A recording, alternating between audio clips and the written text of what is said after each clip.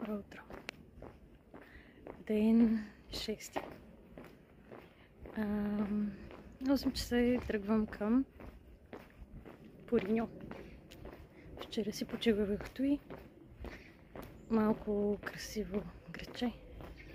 И днеска започваме да вървим в Галисия.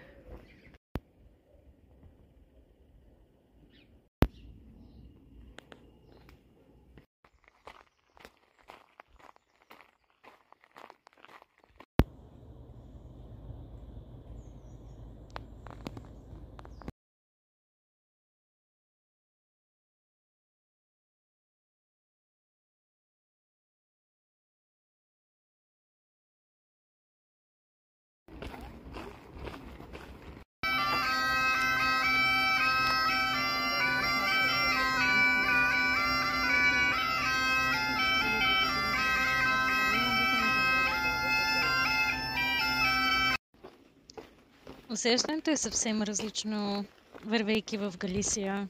И природата, липсваха ми горите, влажния горски въздух. И просто усещането е различно в Испания.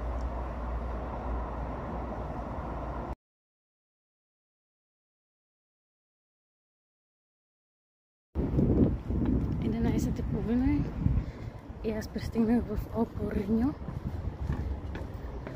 Най-краткият ден за сега, 18 км само.